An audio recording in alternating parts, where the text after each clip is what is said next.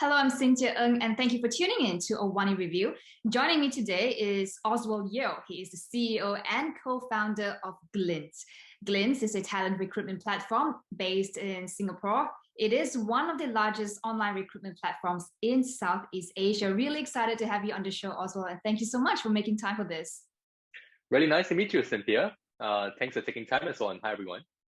Well, I'd like to kick things off with the story of how you got to where you are today. I understand that Glints it was founded by three friends who went to high school together and at some point decided to start a business. So talk to us about that journey and what made you want to strike out on your own. For sure. So my co-founders and I actually knew each other all the way since high school. So we've been friends for more than 10 years now. And actually, when we first started the business, we just graduated high school. We were going to go to colleges in the US. And the initial idea was started out as an internship and graduate jobs portal. We went to US for our colleges thinking we could juggle both our startup and the studies. 6 months in, it was very clear that was a terrible idea because neither our startup nor studies were going anywhere. So we decided to drop out from school. We came back to Southeast Asia to build the business. That was when the newspapers of Singapore actually called us Singaporean parents' worst nightmares. So it was something I was very proud of and I showed my parents. And the first few years was a rocky start because we were first-time entrepreneurs. We were trying out different models. And that was between 2015 to 2018. It was only until about 2018 where we moved to Indonesia, which is a much bigger market. And we evolved the platform as well. And growth really started to take off ever since then. So all three of you pulled a Mark Zuckerberg, essentially dropping out of uni to pursue your entrepreneurship ambitions. we have a long way to go to be Mark Zuckerberg, but yes, we dropped out. Startup story. Okay, so while I'm at this, I just want to get your thoughts. You're in the business of recruitment.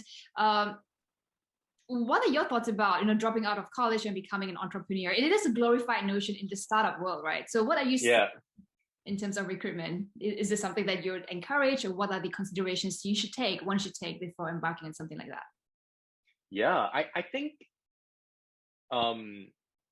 it's if you are very clear that what you want to do with startups and entrepreneurship, there are many ways that you can earn the right skills and the right connections beyond a college degree, right? So as long as you're very clear that that's what you want to do, I would for sure say, go and work at a startup. Even if it's not starting your own startup, you'll probably learn more about running a startup by joining a high growth early stage startup than staying in college for 4 years. That was the thesis I had for myself going in.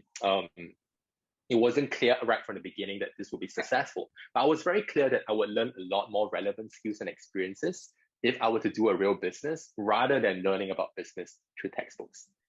Makes a lot of sense. On that note, you talked earlier about starting out in Indonesia, not Singapore, and your business flourished in Indonesia. Talk to us about that journey, what led you there, and understandably, Indonesia is a huge market, but how did you get in? How did you get a foot in?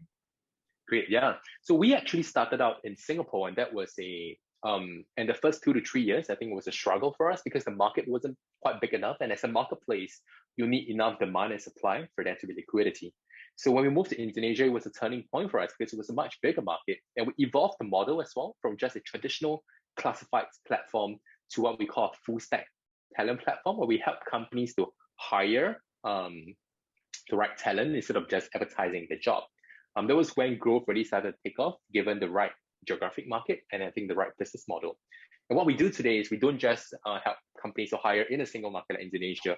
We actually help them to hire anyone, anywhere in Southeast Asia. So including Malaysia, we have just started our presence there. And we also help them to hire remotely anywhere in Southeast Asia as well. All right. Congratulations on starting your business in Malaysia. Let's talk about Glints. I'm just trying to understand more about your primary focus. I read that it's about really helping talents, especially young talents between the ages of 16 to I think about 30, to find the right job, to place them in the right places. Can you talk to us give us an overview of how you guys different from the next talent recruitment platform out there? Yeah. So the mission of Glints, we have evolved over the years, but it has always been about helping people realize their potential. We're helping professionals to grow in their career and helping companies to find the right talent so that they in turn can realize their own missions and potential. How we do that is when a job seeker comes on the Glints, they don't just look for a job.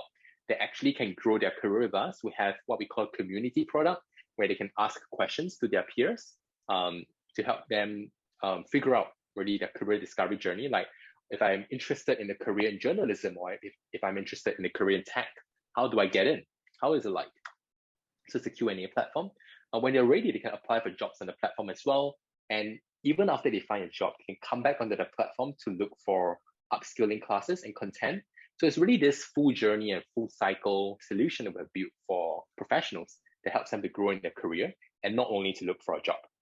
Would you say that it is somewhat like a social networking platform with the capability of helping people to place them in jobs?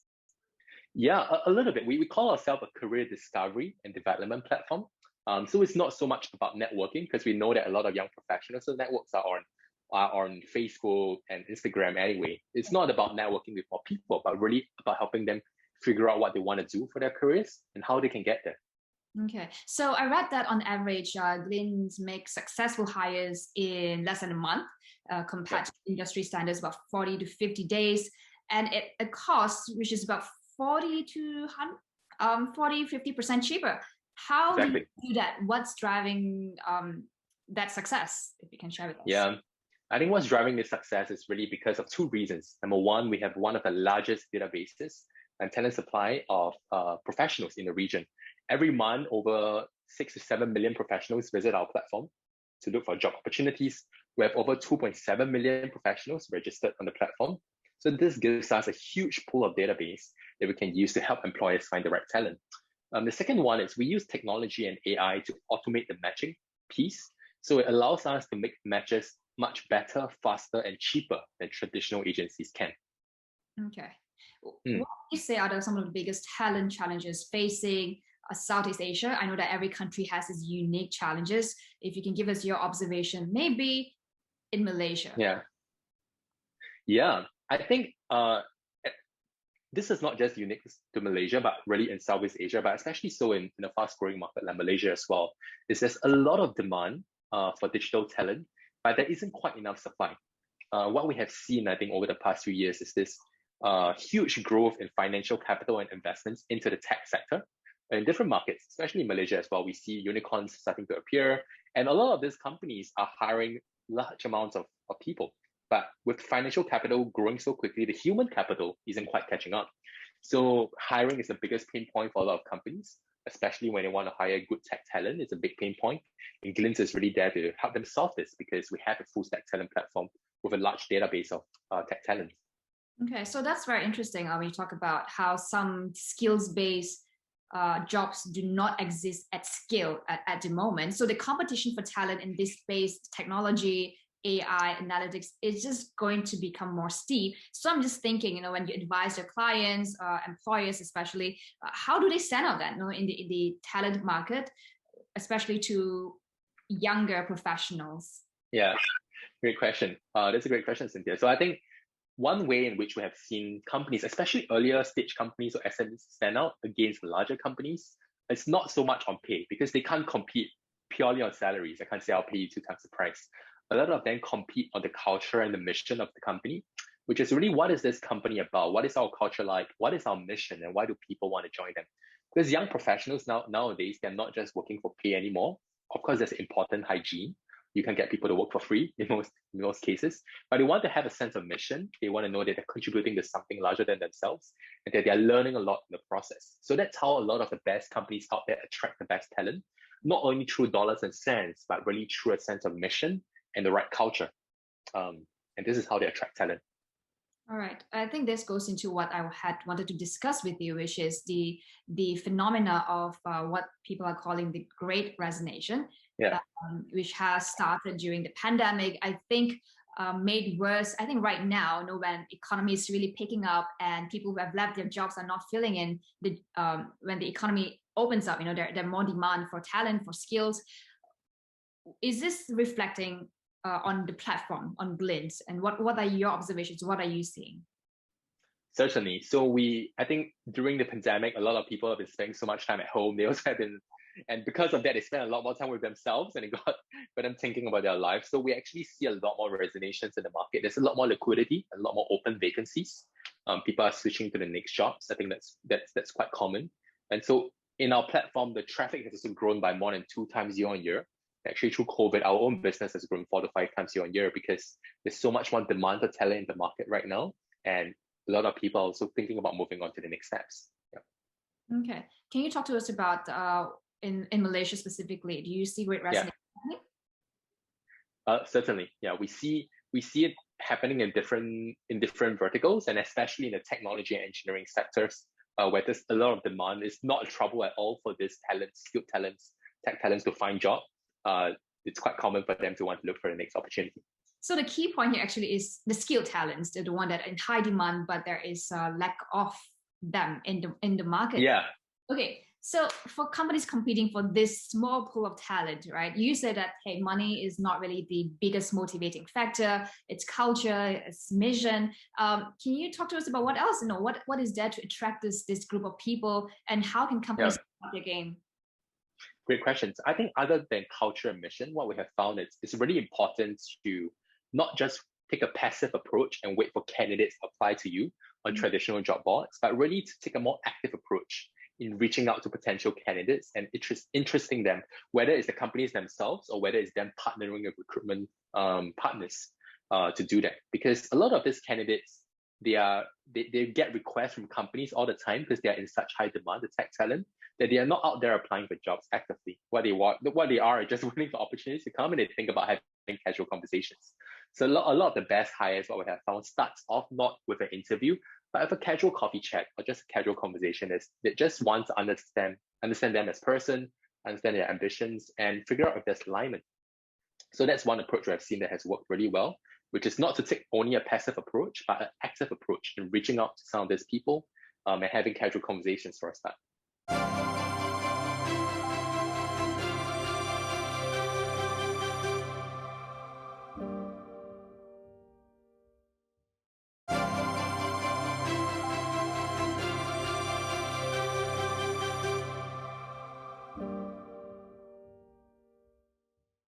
What about this whole notion about working in hybrid mode and even remote working completely?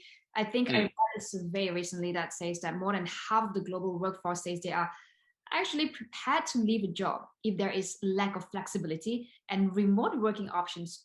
What is your thoughts surrounding that? Now, is remote working the solution to the tech shortage and tech skill shortage that we are facing right now? Yeah, we're very excited about this trend. That is one big shift we're seeing in the future of work right now in Southeast Asia, which is this shift from having everyone be in the same office and their companies are only hiring locally to remote work and remote hiring, because that benefits the market in 2 ways. Firstly, for companies, it opens up the talent pool. For them, they're no longer just restricted to a talent pool. If I'm a company in Malaysia, all of a sudden I can hire anyone in the region instead of just in KL or in the original office. Same thing for job seekers. They now have so many more opportunities they can go for as well. But what we have found is that it's very unlikely that the company would want to hire like one person in Latin America, one person in Eastern Europe, and one person in India. What they tend to do is they set up remote hubs in the region, in countries where it's still in a similar time zone as them and with similar culture affinity, right? So it's very common then what we see is for Southeast Asian companies to open up remote hubs in Southeast Asia itself, rather than going too far out to Latin America or Eastern Europe, but really to venture out to markets like Vietnam, Indonesia, Malaysia, Singapore, so that they have a regional hub, regional presence. And it's the same for job seekers as well. I also would just like to get your thoughts about the startups in Asia, Southeast Asia specifically. Of course, during the pandemic, we saw that a lot of people took a step back. Travel was limited, and there were less investments. What is the observation now? No, borders are opening up again. Do you see there's more companies looking to set up their base, as you mentioned, in Asia? For sure. So we actually see in the past year, especially in the technology sector, a lot of companies coming to Southeast Asia. Coming out from China and US, we now have clients from these markets interested in this part of the world, because this part of the world is now relatively stable compared to many parts of the world. There's a lot of interest in the region. Southeast Asia is reaching what many people call the golden age, and we believe that there's a lot of demand and a lot of optimism in the industry as well. Okay, so let's Yeah. just yes and talk about the Glints as a company. Of course, you're in the business of recruitment. HR Yeah. talent, culture is a huge thing for you guys, especially a startup. Do you face challenges when to get the right talents, and how do you retain top talents? Great question, Cynthia. Talent is always the biggest problem at many companies, and even though we have an advantage, that is also one of our key bottlenecks.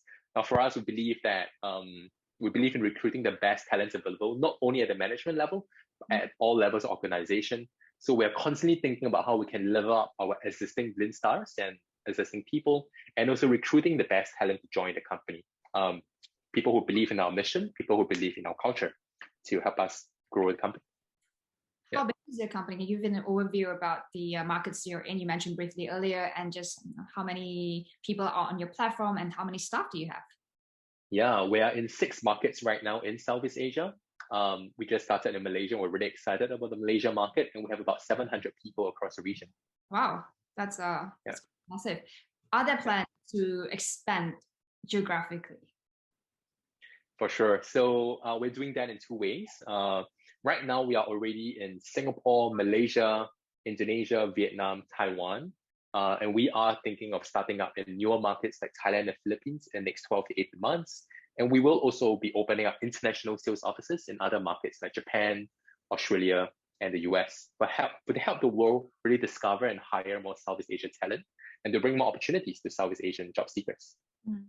I'd like to talk also a bit about yourself. I know we have a couple of more minutes left about how your leadership skills, your leadership style. You talk about, at the top management. I'm at the middle management, and keeping talent and getting them motivated is something that I think about all the time. And I was just trying to get your thoughts about that, especially working in a high demand, high performance startup culture in Singapore. Yeah. Yeah, we strongly believe in our company mission is to realize human potential, and we strongly believe in doing that not just for our users, but also for our own employees and colleagues. So one thing we like to do is really to take a bet on people. One of the most fulfilling parts of my journey is really not just raising subsequent funding rounds and seeing the revenues grow, but really seeing the people in our organization grow. I remember people who will join us as fresh graduates or almost just straight out of school, and they're now leading teams of hundreds of people after being with us for only 4 to 5 years. They've gone on this growth journey with us. And that's something that makes me feel really fulfilled and something that I'm really, really proud of, which is seeing the people in our team grow. I did read an interview you did as an online interview when the question was, explain what leadership means to you. And you said that leadership is about impact maximization and ego minimization. I'm not sure if you remember that. That sounds like maybe something I would have said. Yeah, I think so. Yeah, I think it's about having a mission bigger than yourself that you can make an impact for, and really putting your ego aside so that you can see clearly and make the right decisions rather than just trying to be right. Yeah, I thought that was very interesting because when we talked about the resonations, I had a different show, a different episode just on group resonation, and over there we talked about having that empathy, because that's what employees are looking for as much as pay, yes, culture, but having that empathy trumps ego when it comes to keeping your talent. How do you see your own experience in leading a young startup with predominantly very young talents with different expectations, different demands? Yeah, it's definitely not easy, I think, to to manage different demands. But what we have found is if you find the right people to join, to come on board, it becomes much easier. I'm a huge fan of not thinking too much about how to manage people, but really recruiting the right talents in the first place. People with the right set of values and the right set of cultural alignment with us, and who are really skilled and really talented themselves, and just giving them a clear mission so that they have the autonomy to do what they want to do rather than over managing them.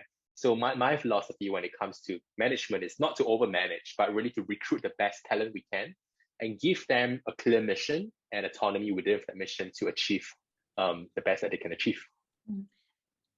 I'm just thinking out loud here. There are so many recruitment companies around, those who have been established for years and with global, huge footprint. How do you see yourself in terms of competing against these big guys? And really, what are some of the opportunities and challenges do you see as you expand your company regionally and maybe even globally? Thank you. For us, we focus very much on our users, and we want to go deep, and we focus on Southeast Asia. So we believe that jobs and careers is something that requires localized approach, because how you look for a job in the US and the careers in the US is very different from how you do that in KL and Jakarta in Southeast Asia. So we take a hyper localized approach for Southeast Asia. We're built for Southeast Asians by Southeast Asian. And that's one of our key differentiators, which is we go deep in the region and we take a hyper localized approach. At the same time, we're also not just in a single country, we're in 6 to 7 key markets. So we have that regional exposure as well. We can help someone not only get opportunities locally, but regionally, so that expands their horizon, expands their pool of available opportunities and talent. And that's really how we think about ourselves. One of the key challenges ourselves, we think it's not about the market, because it's a huge market. It's not about fundraising as well, because we have been getting a lot of interest from investors, but internally, how can we get the best talent? How can we develop our own set of talent fast enough to meet our growth? Because when the business is doubling every year, you need to have people who can also grow at the same pace in order to keep up with the demands of the business. Yeah. Just a final question about, since you talk about hyper-localization, just wondering about Malaysia and what are your strategies here, and what are the areas of opportunities you see that you're most excited about? Yeah. So right now, we are focusing a lot on one of the biggest pain points for employers in Malaysia, which is tech and digital hiring. So that's our starting point, and we have a huge database of tech and digital talents ready to work for and serve Malaysian companies.